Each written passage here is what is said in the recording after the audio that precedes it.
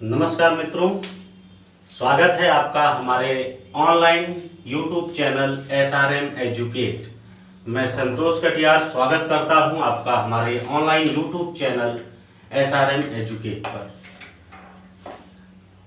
कैसे हैं आप लोग? उम्मीद करता हूं अच्छे होंगे, अपने घरों में सुरक्षित लॉकडाउन 4.0 का पालन कर रहे होंगे, सरकार द्वारा दिए हुए निर्देशों का पालन कर रहे होंगे।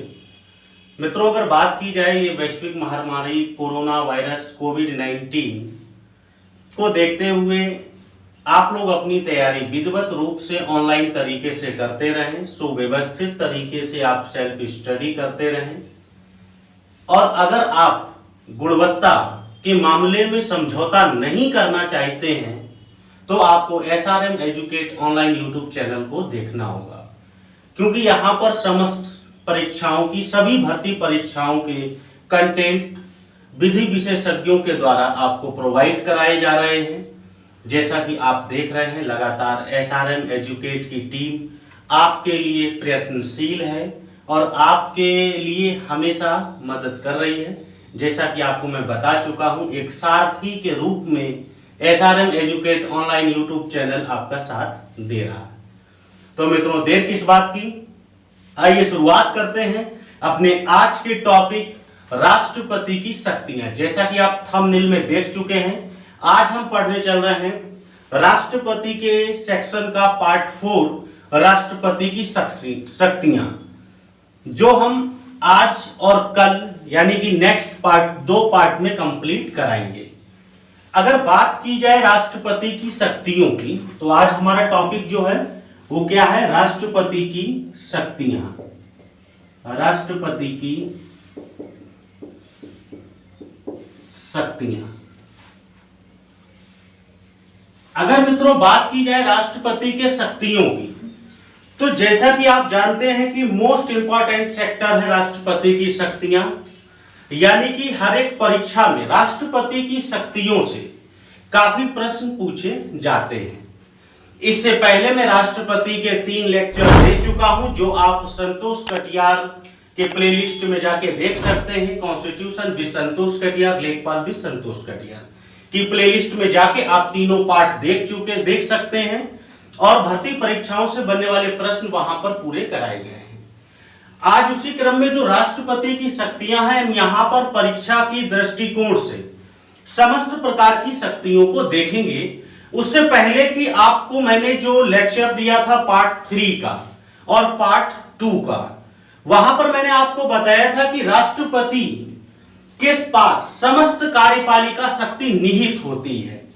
अगर बात की जाए राष्ट्रपति के पास कार्यपालिका शक्ति, बात की जाए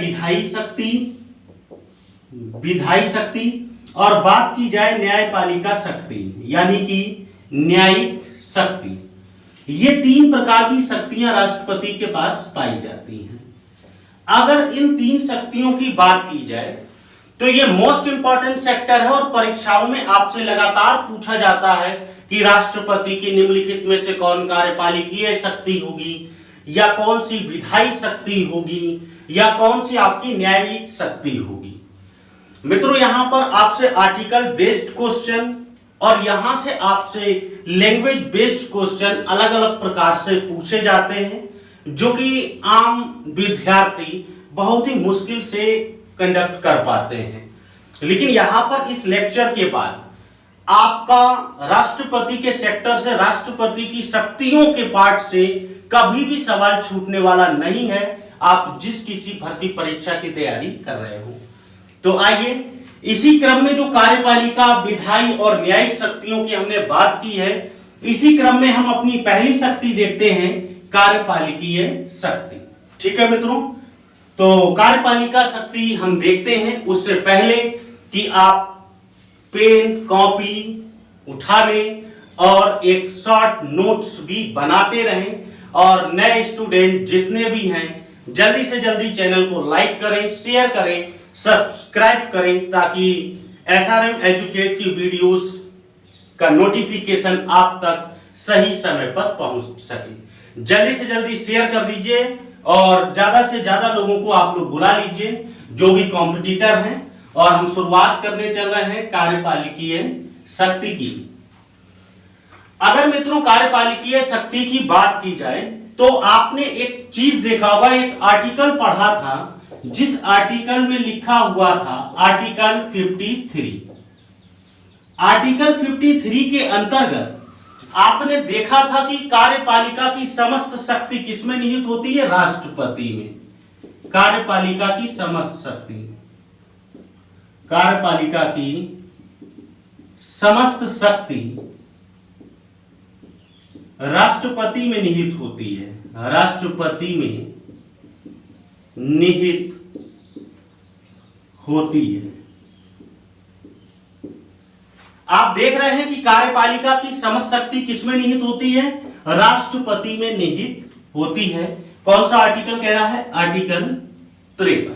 ठीक है मित्रों, अब हम देखेंगे कि कार्यपालिका की शक्तियां राष्ट्रपति को जो दी गई हैं भारतीय संविधान के अनुसार, इस भारतीय संविधान के अनुसार किन किन अनुच्छेदों में हमारी महत्वपूर्ण शक्तियां कौन कौन सी हैं जो हमारे परीक्षाओं में पूछी जा सकती हैं हमसे। आइए उसी पर चर्चा करते हैं, जिसमें आप जो पहला पॉइंट देख चुके हैं। अगर हम दूसरा पॉइंट देखें यहां पर, तो आपने देखा कि आर्टिकल 74, आर्टिकल 74, आर्टिकल 74 के अंतर्गत मित्रों बताया गया कि राष्ट्रपति को सहायता एवं सलाह देने के लिए राष्ट्रपति को सलाह देने के लिए, सलाह के लिए एक मंत्री परिषद होगा। क्या होगा? एक मंत्री परिषद। यानी कि मंत्री परिषद की बात की गई है किसमें? आर्टिकल 74। एक मंत्री परिषद होगा जिसका प्रमुख कौन होगा? मंत्री परिषद का प्रमुख, मंत्री परिषद का प्रमुख जल्दी जल्दी बताइए, प्रमुख कौन होगा मंत्री परिषद का? जी हां, प्राइम मिनिस्टर। जी हां, PM, prime minister of India Narendra Damodar Das Modi, जैसा कि आप देख रहे हैं, वर्तमान मंत्री परिषद के प्रमुख हैं। तो यहां पर बताया गया कि राष्ट्रपति को सलाह देने के लिए एक मंत्री परिषद होगा जिसका प्रमुख कौन होगा? प्रधानमंत्री होगा। आर्टिकल 74 इसी बात की चर्चा करता है। अब अगर मित्रों बात की जाए आर्टिकल 74 के साथ साथ आखिर वह कौन सा आर्टिकल है जो हमसे परीक्षाओं में पूछा जाता है। यहां से बनने वाला प्रश्न किस प्रकार से होगा कि राष्ट्रपति को सहायता देने के लिए एक मंत्री परिषद होगा, किस अनुच्छेद के अंतर्गत? तो आप कहेंगे अनुच्छेद 74 के अंतर्गत। ठीक है मित्रों, आइए देखते हैं, जल्दी से इसका स्क्रीनशॉट लें, फिर आगे देखते हैं हम लोग। अब अगर आगे बात की जाए कार्यपालिकीय शक्तियों में, तो कार्यपालिकीय शक्तियों में बात की गई है आर्टिकल 75 की, यानी कि अनुच्छेद 75। अनुच्छेद 75 की अगर बात की जाए मित्रों, तो यहां पर बताया गया है कि हालांकि ये पूरा सेक्टर हम प्राइम मिनिस्टर ऑफ इंडिया के भी सेक्टर में पढ़ेंगे, लेकिन यहां पे कार्यपालिकीय शक्तियों में इसको इंक्लूड किया गया है। आर्टिकल 75 कहता है कि प्रधानमंत्री, मंत्री परिषद, प्रधानमंत्री की नियुक्ति कौन करेगा? राष्ट्रपति करेगा। इसको नियुक्त कौन करेगा? राष्ट्रपति महोदय करेंगे, प्रेसिडेंट ऑफ इंडिया करेंगे। और प्रधानमंत्री की सलाह पर अन्य मंत्रियों को नियुक्त करेंगे। किनको करेंगे? प्रधानमंत्री की सलाह पर अन्य मंत्रियों को नियुक्त करेंगे। कौन करेंगे? इनको भी कौन नियुक्त करेंगे? President of India. तो आर्टिकल 75 कहता है प्राइम मिनिस्टर की नियुक्ति और मंत्री परिषद की नियुक्ति करने वाले व्यक्ति भी कौन होंगे? दोनों ही हमारे राष्ट्रपति महोदय होंगे। तो यह है मित्रों आपका कार्यपालिकीय शक्तियों में मंत्री परिषद और प्रधानमंत्री से बनने वाले सवाल। जल्दी से इसका स्क्रीनशॉट ले लें, उसके बाद हम देखते हैं राष्ट्रपति की अन्य शक्तियां कार्यपालिकीय। तो मित्रों इसी क्रम में हम आगे का जो देख रहे हैं वो आगे का हमारा किस प्रकार से है वो देखिए। इसमें आपका एक मोस्ट इंपॉर्टेंट आर्टिकल है आर्टिकल 77, अनुच्छेद 77। अनुच्छेद 77 में बताया गया संघ कार्यपालिका काम राष्ट्रपति के नाम पर किए जाते हैं। जी हाँ, यहां पर संघ की कार्यपालिका से संबंधित जो भी काम होते हैं, जो भी आदेश होते हैं, जो भी निर्देश देने होते हैं, जो भी एक राज्य से दूसरे राज्य या एक देश से दूसरे देश के बीच जो भी नियम कानून बनाए जाते हैं, वह कोई भी काम हो आपका राष्ट्रपति के नाम पर किए जाते हैं। यही बताया गया है आपका अनुच्छेद 77 में। यानी कि संघ की कार्यपालिका के समस्त कार्य किसके नाम पर किए जाते हैं? राष्ट्रपति महोदय के नाम पर किए जाते हैं।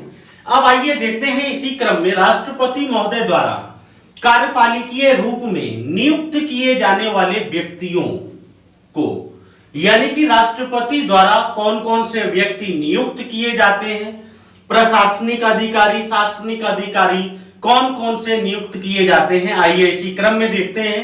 क्योंकि ये हमारा कार्यपालिकीय शक्ति है और यहां से हमेशा प्रश्न पूछे जाते हैं कि इनकी नियुक्ति किसके द्वारा की जाती है। तो आइए इसी क्रम में थोड़ा सा देखते हैं। नियुक्तियों की अगर बात करें तो यहां से मैंने पहले से ही आपका एक खाका तैयार कर लिया है ताकि समय का सही सदुपयोग हो सके। मित्रों, अगर आपको वीडियो अच्छा लग रहा है, समझ में आ रहा है, जल्दी जल्दी बताइए समझ में आ रहा है कि नहीं आ रहा है। और अगर वीडियो समझ में आ रहा है, वीडियो लाइक कर रहे हैं, तो आप वीडियो को एक बार शेयर और लाइक जरूर करें। आइए देखते हैं नियुक्तियों की बात की जाए तो सबसे पहले हमने देखा था प्रधानमंत्री को नियुक्त करता है। यहां पर हमने कुछ आर्टिकल, मोस्ट इंपॉर्टेंट आर्टिकल भी लिख रखा है। प्रधानमंत्री और मंत्रिपरिषद की नियुक्ति किसके द्वारा की जाती है? राष्ट्रपति के द्वारा, अनुच्छेद 75 जैसा कि मैं बता चुका हूं। उसके बाद अगर बात की जाए महान न्यायवादी की, अटॉर्नी जनरल, जी हां, अटॉर्नी जनरल आर्टिकल 76 में हम पढ़ेंगे इसको। अटॉर्नी जनरल ऑफ इंडिया की नियुक्ति किसके द्वारा की जाती है? यह भी आपके राष्ट्रपति द्वारा की जाती है, अनुच्छेद 76। उसके बाद बात की जाए कैग की, नियंत्रक महालेखा परीक्षक, आर्टिकल 148 148 अनुच्छेद, यानी कि हम कहें सीएजी कैग की नियुक्ति कौन करते हैं? राष्ट्रपति महोदय करते हैं। उसके बाद गवर्नर, जी हां, आप देखते हैं कि हमारे राज्यों में गवर्नर होते हैं, उन गवर्नर की नियुक्ति भी राष्ट्रपति महोदय द्वारा की जाती है, जो कि आर्टिकल 155 के अंतर्गत बताया गया है। अगर मित्रों यहां पर बात की जाए, आपके लिए एक यूनिक नॉलेज लेकर आया हूं। अगर आपसे यह पूछा जाए कि जैसा कि आपसे सवाल नॉर्मली पूछा जाए कि मुख्यमंत्री की नियुक्ति कौन करता है, तो आप सीधे कहते हैं गवर्नर करता है। लेकिन मित्रों आपके भारत देश की राजधानी दिल्ली, जी हां, भारत देश की राजधानी दिल्ली के मुख्यमंत्री अरविंद केजरीवाल, यानी कि हम कह सकते हैं दिल्ली एक ऐसा राज्य है, केंद्र शासित, आप देखते हैं इनके मुख्यमंत्री की नियुक्ति भी राष्ट्रपति महोदय द्वारा की जाती है। ये आपके लिए मोस्ट इंपॉर्टेंट यूनिक पॉइंट है। आइए देखते हैं आगे इसी क्रम में। यूपीएससी संघ लोक सेवा आयोग के अध्यक्ष, संघ लोक सेवा आयोग के सदस्य की नियुक्ति भी राष्ट्रपति महोदय द्वारा की जाती है, जो कि 315 में बताया गया है। उसके बाद निर्वाचन आयोग के सदस्य अध्यक्ष की नियुक्ति अकॉर्डिंग आर्टिकल 324 324 के अंतर्गत राष्ट्रपति महोदय द्वारा। उसके बाद निर्वाचन आयोग हो गया, मानवाधिकार आयोग हो गया, उसके बाद पिछड़ा वर्ग आयोग हो गया, महिला आयोग, और उसके बाद अल्पसंख्यक SC ST कमीशन, इन सभी के अध्यक्ष और सदस्य की नियुक्ति राष्ट्रपति महामहिम द्वारा की जाती है। ये सवाल ऑल वनडे एग्जामिनेशन में काफी बार आपसे पूछे गए हैं। तो मित्रों ये था नियुक्ति से संबंधित प्रावधान। अगर बात की जाए तो यहीं पर मैं आगे आपको न्यायिक शक्ति पढ़ाऊंगा, लेकिन यहीं पे नियुक्तियों में अगर बात की जाए तो आप जानते हैं supreme court and high court के chief justice and other justice की नियुक्ति भी राष्ट्रपति महोदय द्वारा की जाती है। तो ये था हमारा नियुक्तियों से संबंधित महत्वपूर्ण तथ्य। तो ये था आपका कार्यपालिकीय शक्ति। जल्दी से इसका स्क्रीनशॉट लें, उसके बाद हम देखते हैं नेक्स्ट पावर विधायी शक्तियां। जल्दी से स्क्रीनशॉट लें। तो मित्रों देखते हैं, हमने देखा कार्यपालिकीय शक्ति, उसके बाद अब हम देखने चल रहे हैं इसकी विधायी शक्ति। सबसे पहले तो मित्रों मैं आपको बता दूं कि विधायी शक्ति, कार्यपालिकीय शक्ति और न्यायिक शक्ति को यहां पर हम लोग अलग अलग पढ़ेंगे और यहां पर एक शॉर्ट नोट्स तैयार करेंगे, क्योंकि समय का सही सदुपयोग करना ही हमारा काम है। आइए अगर इसकी विधायी शक्ति की बात की जाए तो यहां पर मैंने मोस्ट इंपॉर्टेंट शक्तियों की बात की है। विधायी शक्तियों की अगर बात की जाए तो सबसे पहले तो हम ये जानना होगा आर्टिकल 79 को। जी हां, आर्टिकल 79 में संसद के अंग बताए गए हैं, संसद को बताया गया है। और अगर मित्रों यहां पर संसद के अंगों की बात की जाए तो जैसा कि हम जानते हैं लोकसभा, राज्यसभा और राष्ट्रपति ये संसद के क्या होते हैं, अंग होते हैं। तो आर्टिकल 79 में हम देख रहे हैं संसद को बताया गया है और संसद के अंगों के अंतर्गत लोकसभा, राज्यसभा और राष्ट्रपति को बताया गया है। अगर बात की जाए मित्रों संसद के अंगों की बात हो गई, 3 हो गए। संसद के अगर सदन की बात की जाए तो जैसा कि आप जानते हैं लोकसभा और राज्यसभा ये संसद के 2 सदन हैं। अब इसी संसद के सदन को लेकर राष्ट्रपति के पास विधायी शक्तियां भी होती हैं। विधायी शक्तियों की अगर मित्रों बात की जाए तो लोकसभा, राज्यसभा यानी कि पूरा पार्लियामेंट्री सिस्टम को लेकर राष्ट्रपति के पास क्या क्या पावर्स होती हैं, उन्हीं को हम यहां पर देखने चल रहे हैं।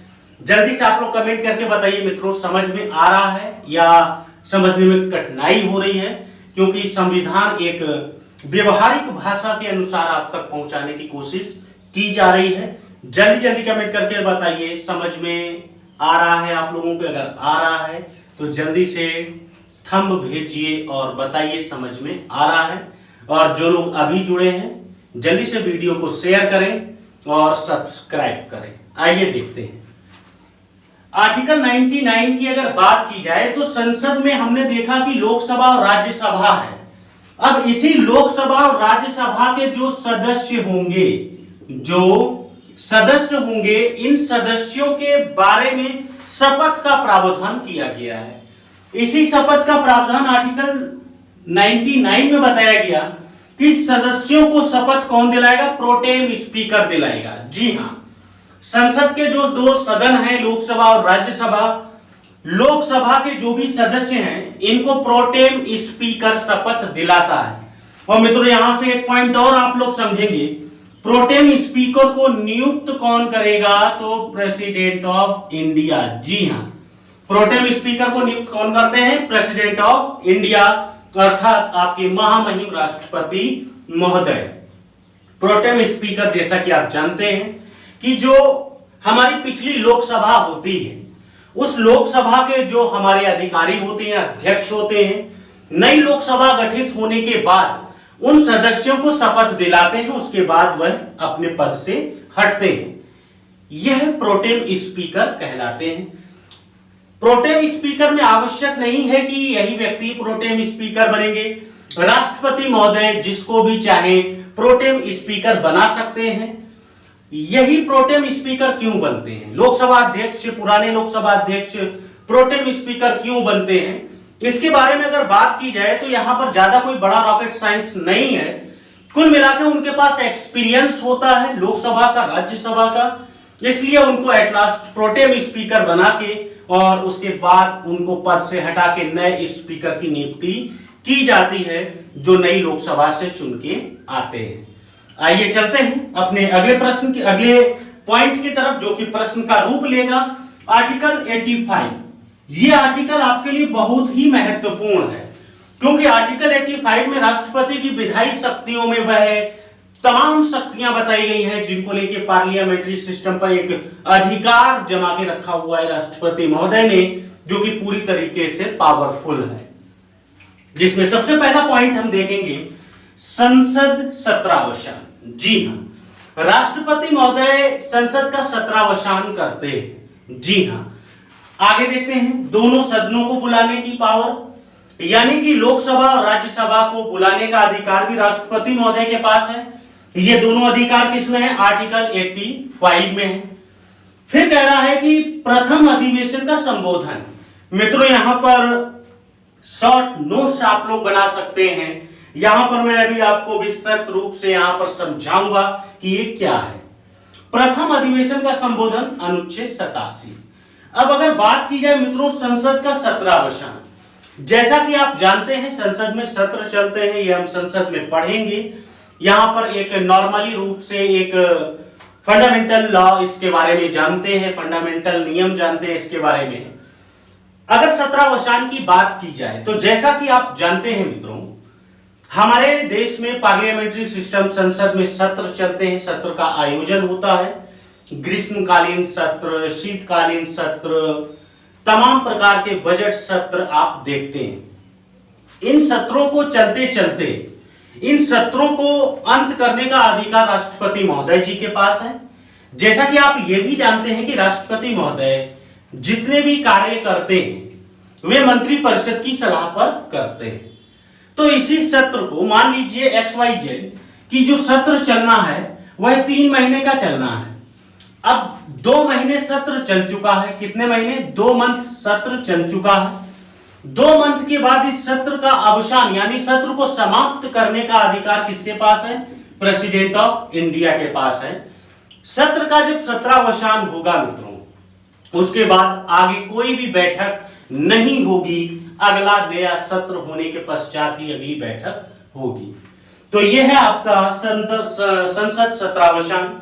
दूसरे पॉइंट की बात की जाए तो दोनों सदनों को बुलाता है। जी हां, बात की जाए 2 सदन है आपके, लोकसभा है और आपका राज्यसभा है। लोकसभा और राज्यसभा को एक साथ बुलाने की पावर भी राष्ट्रपति महोदय जी के पास है, जो कि बताया गया है अनुच्छेद 85 के अंतर्गत।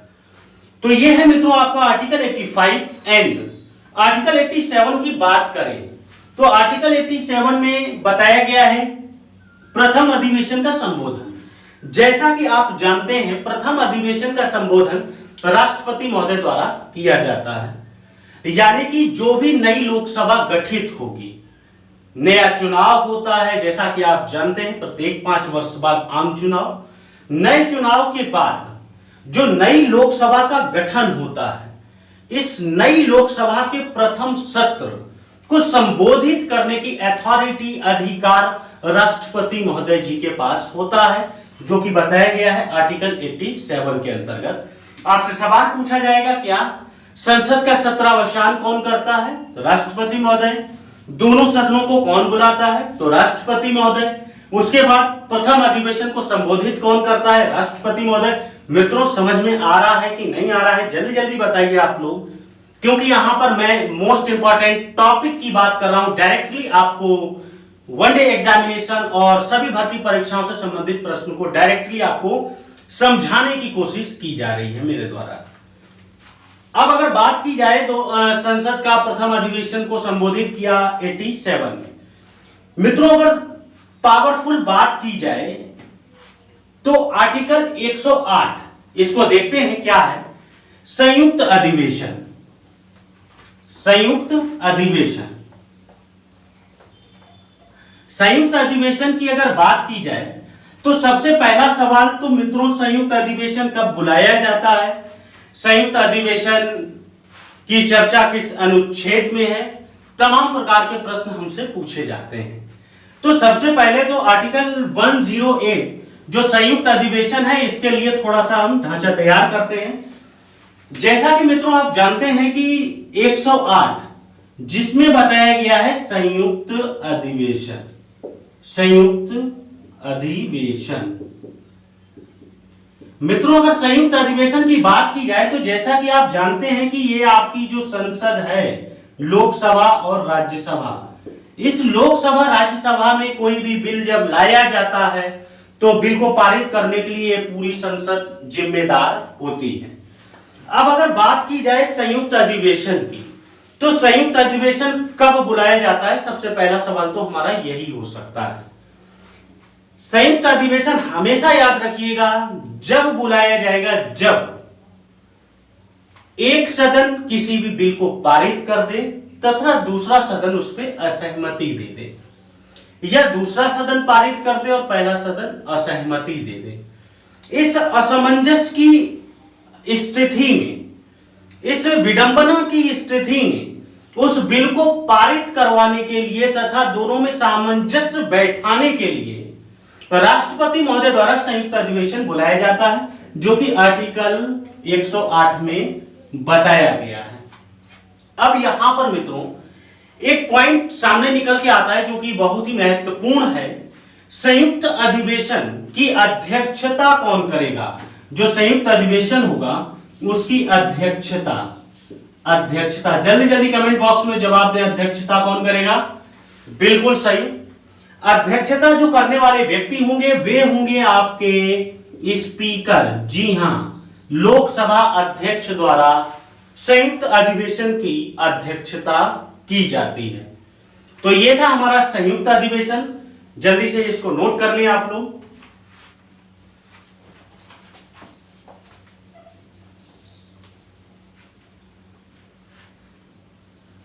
विधायी शक्तियों में अगर मित्रों बात की जाए तो आज दो शक्तियां और देखते हैं, उसके बाद हम देखते हैं क्या है।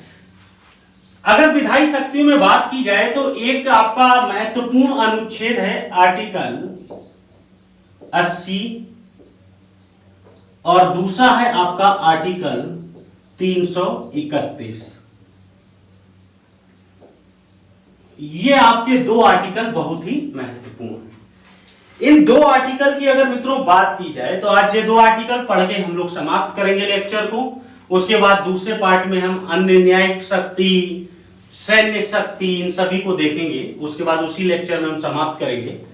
आज अगर बात की जाए 80 और 331 की हम बात करते हैं। 80 और 331 के अंतर्गत अगर बात की जाए तो 80 और 331 में बताया गया है लोकसभा और राज्यसभा में मनोनीत होने वाले सदस्यों को। जी हां, मनोनीत होने वाले सदस्य यहां पर लोकसभा में कहां पर? लोकसभा में राष्ट्रपति महोदय द्वारा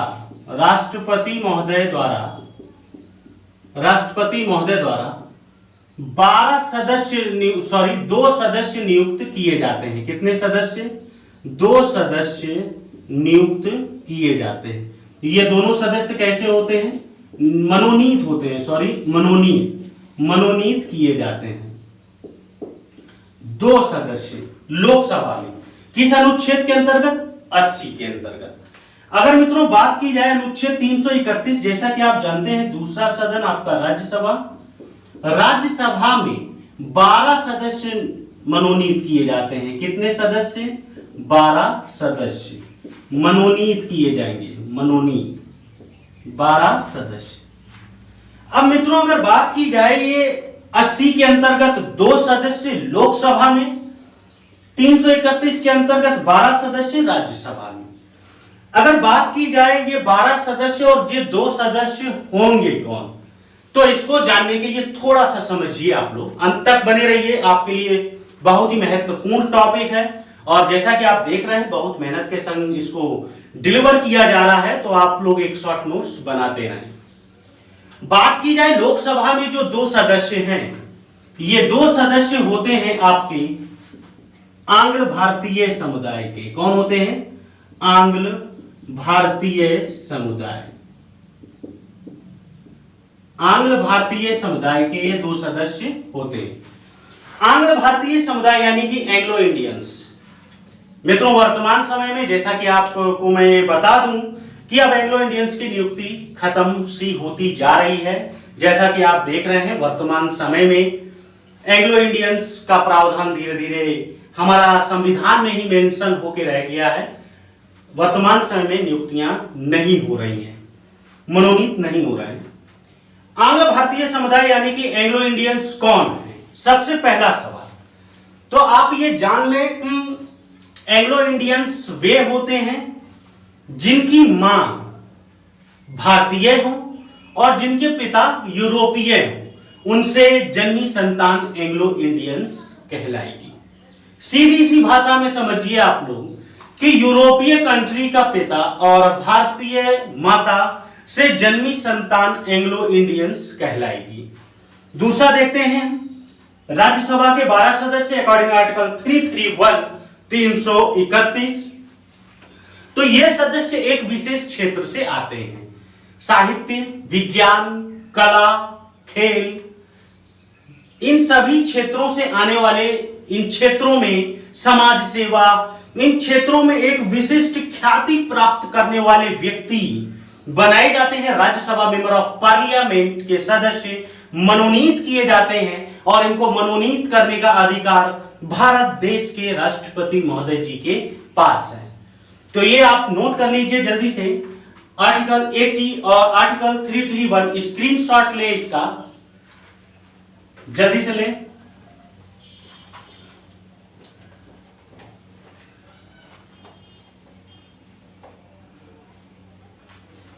तो मित्रों ये था आपका आर्टिकल 80 एंड आर्टिकल 331। तो आज के लेक्चर में हमने जैसा कि देखा, राष्ट्रपति महोदय द्वारा नियुक्त किए जाने वाले व्यक्ति कौन कौन होंगे, यानी कि अर्थात कार्यपालिकीय शक्ति को देखा हमने, तमाम प्रकार के उन प्रशासनिक अधिकारी को देखा जो राष्ट्रपति महोदय द्वारा नियुक्त किए जाते हैं। उसके बाद हमने राष्ट्रपति की विधायी शक्तियों को पढ़ रहे हैं। विधायी शक्तियों में हमने देखा किस प्रकार से राष्ट्रपति महोदय द्वारा संसद को लेकर क्या क्या अधिकार हैं, लोकसभा, राज्यसभा, तमाम प्रकार के आप जो भी पॉइंट क्लियर कराए गए हैं, आप इसको 3 से 4 बार देखें, लेक्चर को सुने, ध्यान से समझें, एक शॉर्ट नोट्स तैयार करें। यकीन मानिए आगामी भर्ती परीक्षा में आने वाले प्रश्न अगर बनते हैं आपके यहां से, तो यहां से प्रश्न जरूर बनेगा। जैसा कि मैं आपको और बता दूं, उत्तर प्रदेश के मुख्यमंत्री माननीय योगी आदित्यनाथ जी द्वारा ये बताया गया है, स्पष्ट किया गया है कि लॉकडाउन 4.0 के बाद 52,000 पुलिस वैकेंसीज आने वाली हैं। तो खूब मेहनत के संग लगे रहिए आप लोग। आगे के अध्याय में राष्ट्रपति की शक्तियों में हम देखेंगे राष्ट्रपति की न्यायिक शक्ति, हम देखेंगे अध्यादेश की शक्ति, हम देखेंगे वीटो शक्ति, हम देखेंगे आपकी सैन्य शक्ति। यानी कि राष्ट्रपति की शक्तियों का जो अगला पार्ट होगा, पार्ट 5, ये पार्ट 5 आपके लिए बहुत ही महत्वपूर्ण साबित होने वाला है। तो इस वीडियो को ज्यादा से ज्यादा शेयर करें, लाइक करें और जरूरतमंदों तक पहुंचाएं जिनके पास शिक्षा नहीं है या जो गुणवत्ता के संग समझौता नहीं करना चाहते हैं। जी हाँ, मैं आपको बता चुका हूं, SRM educate online YouTube channel पर भी विद्यार्थी जुड़े, जो विद्यार्थी अपने भविष्य और नॉलेज के गुणवत्ता के साथ समझौता नहीं करना चाहते हैं। आपको यहां पर दी जा रही है सभी परीक्षाओं से संबंधित समग्र जानकारी। वीडियो कैसा लगा कमेंट बॉक्स में अपने विचार जरूर रखें और SRM educate online YouTube channel से जुड़ने के लिए आपका बहुत बहुत धन्यवाद, बहुत बहुत आभार। मिलता हूं वीडियो में, जब तक के लिए मैं संतोष कटियार। नमस्कार, जय हिंद, जय श्री राधे कृष्ण।